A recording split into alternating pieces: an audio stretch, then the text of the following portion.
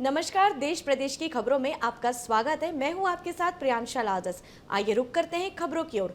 कांकेर में मंगलवार को हुए मुठभेड़ को अमित शाह ने बड़ी सफलता बताई है। अमित शाह ने कहा कि छत्तीसगढ़ में सुरक्षा बलों को बड़ी सफलता प्राप्त हुई है। जब से मोदी जी प्रधानमंत्री बने हैं तब से नक्सलवाद और आतंकवाद के खिलाफ भाजपा सरकार ने लगातार अभियान चलाया है और छत्तीसगढ़ में भाजपा की सरकार बनने के बाद उस अभियान में और गति आई है। देखिए, सबसे पहले तो मैं समग्र देशवासियों को, सभी राम भक्तों को रामनवमी की बहुत बहुत शुभकामनाएं देना चाहता हूं। कल छत्तीसगढ़ में सुरक्षा बलों को बड़ी सफलता प्राप्त हुई है। मोदी जी जब से प्रधानमंत्री बने तब से नक्सलवाद और आतंकवाद के खिलाफ एक सातत्यपूर्ण अभियान भारतीय जनता पार्टी की सरकार ने चलाया है और छत्तीसगढ़ में भारतीय जनता पार्टी की सरकार बनने के बाद वो अभियान में और गति आई है। आम आदमी पार्टी के पूर्व प्रदेश अध्यक्ष कोमल हुपेंडी के नेतृत्व में सैकड़ों की संख्या में कार्यकर्ताओं ने बीजेपी का दामन थामा। आपको बता दें कि कुछ दिन पहले ही कोमल हुपेंडी बीजेपी में शामिल हुए हैं, जिसके बाद वो अपने कार्यकर्ताओं को भी बीजेपी में शामिल कर रहे हैं। शामिल हुए कार्यकर्ताओं को अंतागढ़ विधायक विक्रम उसेंडी ने पार्टी का गमछा पहनाकर पार्टी की प्राथमिक सदस्यता दिलाई। लक्ष्मी पटेल जी कांकेर की कई विधानसभा क्षेत्र से आज कार्यकर्ता यहाँ पे भारतीय जनता पार्टी में प्रवेश किए और इसका कारण ये है कि केजरीवाल जी के प्रति लोगों का विश्वास आज टूट चुका है। नरेंद्र मोदी जी के प्रति विश्वास बढ़ा है और यही कारण है कि देश को मजबूत करने के लिए, नरेंद्र मोदी जी को मजबूत करने के लिए, देश को आगे बढ़ाने के लिए लोग आज उमड़ पड़े हैं और यही कारण है कि आम आदमी पार्टी के हजारों कार्यकर्ता आज भारतीय जनता पार्टी प्रवेश किए, आगे भी करेंगे। कांकेर जिला बल्कि प्रदेश के अलग अलग जिलों में लगातार आम आदमी पार्टी कार्यकर्ता। देखिए, आज भारतीय जनता पार्टी के रीति नीति सिद्धांत को लेकर के आम आदमी पार्टी के बहुत सारे कार्यकर्ता विधानसभा के, इसके पहले भी कोमल हुपेंडी जी भारतीय जनता पार्टी में शामिल हुए, उनके साथ जो कार्यकर्ता विधानसभा में काम किए हैं, ऐसे सारे हमारे बहुत सारे महिला कार्यकर्ता, नौजवान साथीगण भारतीय जनता पार्टी के रीति नीति सिद्धांत को देख करके और मोदी जी के काम को देख करके कि मोदी जी इस देश का अगर कोई भला कर सकता है तो मोदी जी ही कर सकते हैं। उनको सिद्धांतों को देख करके मोदी जी इस देश का मान सम्मान को बढ़ाएं, चाहे किसान हो, गरीब हो, पढ़ने वाले बच्चे हो, चाहे व्यापारी हो, व्यवसायी हो, उनके सिद्धांत को देख करके बाकी सब लोगों ने आम आदमी पार्टी में जिन्होंने काम किया वो भारतीय जनता पार्टी ज्वाइनिंग के है और भारतीय जनता पार्टी अंतागढ़ में और पूरे लोकसभा में मजबूती से आगे आएगी और चुनाव हम सब लोग जीतेंगे। देश ने झूठा वादा किया है कि बेरोजगारी भत्ता को पूरा देंगे ऐसे करके, लेकिन पूरा नहीं दिया। चुनाव मात्र मतलब 6 महीना बाकी था और वो बेरोजगारी भत्ता को चालू किया। मात्र 7 महीना हम लोगों को दिया है बेरोजगारी भत्ता। और पूर्व सीएम भूपेश बघेल कवर्धा दौरे पर पहुंचे, जहां उन्होंने डिप्टी सीएम विजय शर्मा के नक्सलियों वाले बयान पर तंज कसा और कहा कि विजय शर्मा प्रदेश के डिप्टी सीएम और गृह मंत्री दोनों हैं, लेकिन ना प्रदेश को संभाल पा रहे हैं और ना ही जिले को। उन्होंने कहा कि उनके गृह जिले में ही 13 हत्याएं हो गई और गृह मंत्री को खबर ही नहीं है। लेकिन नक्सली खत्म करने के बाद जो कह रहे हैं तो 15 साल में 5 साल तो उनको पहले मिला था जब डबल इंजन की सरकार थी। 2014 से सरकार में थे तो 2014 से लेकर 2018 तक के डबल इंजन की सरकार थी, उसमें तो बहुत वृद्धि हुई थी। लेकिन 2018 से लेकर 2023 तक के उसमें काफ़ी कमी आई और अभी फिर से उसमें वृद्धि हुई है। हमने 5 साल में नक्सलियों को बहुत पीछे धकेल दिया था। रामनवमी और नवरात्रि के अवसर पर मुख्यमंत्री योगी आदित्यनाथ ने गोरखनाथ मंदिर में कन्या पूजन और कन्याओं को भोजन कराया। मुख्यमंत्री योगी आदित्यनाथ ने नवरात्रि और रामनवमी के लिए प्रदेशवासियों को शुभकामनाएं दी। उन्होंने आगे कहा कि नवमी तिथि श्री राम के जन्मदिन की भी तिथि है। ये तिथि रामनवमी के रूप में विख्यात हो गई। इस बार की नवमी अत्यंत महत्वपूर्ण है। स्वाभाविक रूप से इस बार की नवमी अत्यंत महत्वपूर्ण तिथि है। अयोध्या धाम में हर्षोल्लास है, उमंग है।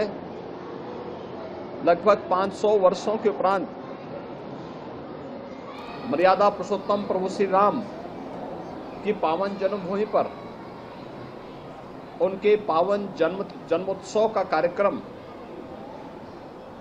उत्साह और उमंग के साथ आयोजित हो पा रहा है।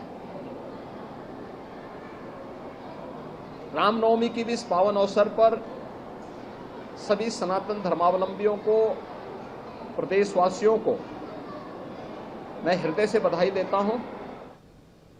केंद्रीय मंत्री अनुराग ठाकुर चुनाव प्रचार के दौरान बुधवार को ऊना पहुंचे। इस दौरान पार्टी ऑफिस में उन्होंने कार्यकर्ताओं के साथ विचार विमर्श किया। मीडिया से रूबरू होते हुए उन्होंने कांग्रेस पर निशाना साधते हुए कहा कि आज देश में बीजेपी 400 सीट के लिए चुनाव लड़ रही है, वहीं कांग्रेस 40 सीटों के लिए लड़ाई लड़ रही है। उन्होंने कांग्रेस पर अपनी गलतियों के लिए दूसरों पर ठीकरा फोड़ने का आरोप लगाया है। भारतीय जनता पार्टी देश में 400 सीट की लड़ाई लड़ रही है, कांग्रेस 40 के लिए संघर्ष कर रही है। पूर्ण बहुमत की सरकार 2014-19 में भी देश की जनता ने बनाई, 24 में बनाने के लिए तैयार है। 2014-19 में भी चारों की चारों सीटें हिमाचल ने जिताई, 24 में भी भारतीय जनता पार्टी को जिताने के लिए तैयार है। जहां तक कांग्रेस की बात है, अगर वो अपने विधायकों को नहीं संभाल पाए, उनके काम नहीं करवा पाए, क्षेत्र का विकास नहीं करवा पाए, जो वायदे किए थे वो पूरे नहीं कर पाए, अपना घर न संभाल पाए और दूसरों पर ठीकरा फोड़ें, ये कहीं से उचित नहीं है। कांकेर में हुई नक्सली मुठभेड़ पर बस्तर आईजी पी सुंदरराज ने जानकारी दी है। उन्होंने कहा कि 16 अप्रैल को कांकेर के छोटे बेठिया थाना क्षेत्र में एक अभियान के दौरान फायरिंग हुई, जिसके बाद सर्च के दौरान अब तक 29 माओवादियों के शव बरामद किए गए हैं, जिनमें से 15 महिलाएं हैं। साथ ही उनके शिनाख्त की कार्यवाही की जा रही है।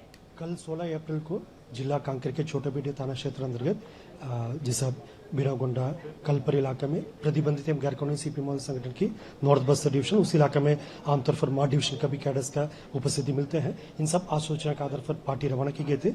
डीआरजी कांकेर में बीएसएफ के एक संयुक्त अभियान थे और अभियान के दौरान जैसा फायरिंग हुआ और बाद में सर्चिंग में अब तक 29 माओवादी की डेड बॉडी रिकॉर्ड की गई थी। उनमें से 15 महिला माओवादी कैडर्स का भी डेड बॉडी है और उनका शिनाख्ती कार्रवाई की जा रही है। अभी 2 माओवादी कैडर्स का शिनाख्ती एस्टेब्लिश हुआ, इसमें एक डीवीसी शंकर, दूसरा डीवीसी ललिता का भी पता चल रहा है। फिर भी ऑथेंटिक जो आइडेंटिफिकेशन जो प्रक्रिया जैसा पूरा प्रोसेस कंप्लीट होने के बाद हम शेयर करेंगे। श्री राम के धर्म नगरी अयोध्या में रामनवमी की खास तैयारियां चल रही है। अयोध्या में रामनवमी के अवसर पर तमाम श्रद्धालु अयोध्या पहुंच रहे हैं। हर तरफ श्री राम के जयकारे गूंज रहे हैं। आज के दिन अयोध्या की खास जानकारी देते हुए राम मंदिर के मुख्य पुजारी आचार्य सत्येंद्र दास ने बताया कि रामलला को 56 भोग लगाया गया, पूरी व्यवस्था कर ली गई है। आज रामनवमी का मेला है, भक्त प्रार्थना कर रहे हैं और आज सब कुछ विशेष है। और उसका सजाया हो गया है, सब कुछ व्यवस्था हो गई है और उसका जो अभिषेक है वो हो रहा है। तो इस तरह से रामनवमी का जो कार्यक्रम है वो हो रहा है। पीठ बस धारण कराया गया है और इसके बाद उनके पंचामृत के साथ स्नान हुआ है और 4 प्रकार की पंजीरी बनी है और साथ ही साथ जो 56 प्रकार की भोग है वो भी लगा है। इस तरह से पूरा व्यवस्था रामलला के हो गई है। आज रामनवमी के लिए बहुत ही सुंदर है, उनके लीलार पर सूर्य का दर्शन होगा। देश भर में रामनवमी मनाई जा रही है। अयोध्या में भी भव्य आयोजन किया गया है। जगह जगह सीसीटीवी कैमरे लगाए गए हैं। पुलिस बल भी सक्रिय है। प्रशासन की तैयारियों पर अयोध्या रेंज के आईजी प्रवीण कुमार ने बताया कि ड्रोन के जरिए निगरानी की जा रही है। राम मंदिर में रामलला की स्थापना के बाद यह पहली रामनवमी है। लोगों में बहुत उत्साह है। 2 बजे से ही सरयू घाट पर स्नान चल रहा है और 3:30 बजे से दर्शन शुरू है। देखिए, व्यवस्थाएं पहले से ही हैं। जोन और सेक्टर्स में सभी एरिया को डिस्ट्रीब्यूट किया गया है। हमारे वॉलंटियर्स भी हैं और साथ साथ में फोर्स मल्टीप्लायर भी, और लगातार जो लोगों के आने का क्रम है वो बरकरार है। रात में ही बहुत सारे लोग घाट के आसपास ठहरे हुए थे, उन सबके स्नान की कार्रवाई 2 बजे से ही चल रही है और अब यहाँ के बाद से सभी के दर्शन की कार्रवाइयाँ चल रही है। मंदिर में 3:30 बजे राम मंदिर में दर्शन स्टार्ट हो गया है और सभी कार्रवाई सुगमतापूर्वक चल रही है। बुरहानपुर के असीरगढ़ किले से सटे आशा देवी मंदिर में पूजा करने गए लोगों पर मधुमक्खियों ने हमला कर दिया। मामला निम्बोला थाना क्षेत्र के ग्राम आसिर का है। इस हमले में 8 लोग घायल हो गए, जिन्हें बुरहानपुर के जिला अस्पताल में भर्ती कराया गया। बता दें कि ये 1 सप्ताह में दूसरी बार है कि मधुमक्खियों ने हमला किया।